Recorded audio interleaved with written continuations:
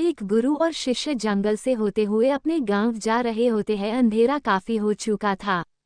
शिष्य ने अपने गुरु से कहा कि गुरुजी, काफी रात हो चुकी है, अगर आप कहे तो आज की रात यही आसपास के किसी गांव में गुजार ले। गुरुजी ने अपना सर हिलाया और वो आसपास के गांव में एक छोटे से घर के पास जाकर रुके।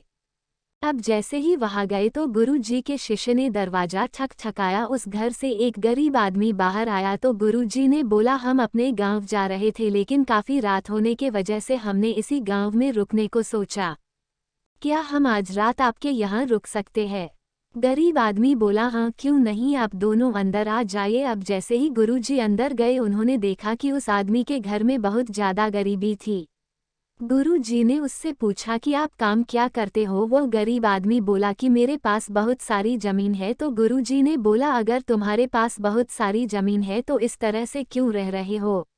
वो आदमी बोला, ये किसी काम की नहीं है। गांव वाले बोलते हैं कि ये बंजर जमीन है, यहाँ पर कुछ भी नहीं उगाई जा सकती है और वहाँ फसल उगाना बहुत बड़ी बेवकूफ़ी है। गुरुजी ने बोला कि तुम्हारा गुजारा कैसे होता है? उसने बोला कि मेरे पास एक भैंस है जिससे मेरा पूरा घर चलता है। ये सुनने के बाद गुरुजी सो जाते हैं और रात में जब सब लोग सो रहे होते हैं तब गुरुजी अपने शिष्य को उठाते हैं और उस गरीब आदमी की भैंस लेकर अपने गांव चले जाते हैं। शिष्य अपने गुरु से पूछता है कि गुरुजी, कहीं आप ये गलत तो नहीं कर रहे हैं? उस गरीब आदमी की रोजी रोटी इसी भैंस की वजह से चलती है।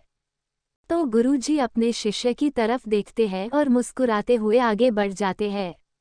उस बात को तकरीबन 10 साल गुजर जाती है और जो गुरु का शिष्य था वह बहुत बड़ा गुरु बन चुका था। तो एक दिन उन्हें उस गरीब आदमी की याद आती है कि मेरे गुरु ने उस आदमी के साथ अच्छा नहीं किया था, मुझे एक बार चलकर देखना चाहिए कि वह आदमी अब किस परिस्थिति में है।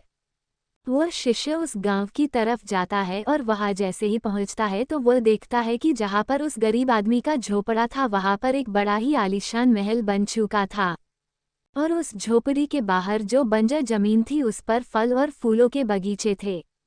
तभी उधर से उस घर का मालिक आता है। शिष्य उसे पहचान लेता है और उस आदमी को बोलता है, तुमने मुझे पहचाना? मैं अपने गुरु जी के साथ आया था, हम एक रात के लिए आपके यहाँ रुके भी थे। वह आदमी उसे पहचान लेता है और बोलता है कि उस रात में आप कहाँ चले गए थे? और उस रात के बाद ही मेरी भैंस कहीं चली गई थी। मेरे पास कोई रास्ता नहीं था तो मैंने अपने जमीन पर मेहनत की और फसल निकल आई और आज मैं इस गांव का सबसे बड़ा और सबसे अमीर आदमी बन चुका हूँ। ये सुनने के बाद शिष्य के आंखों में अपने गुरु जी के लिए आंसू आ गए और उसे ये बात अब समझ आई और वो रोने लगा।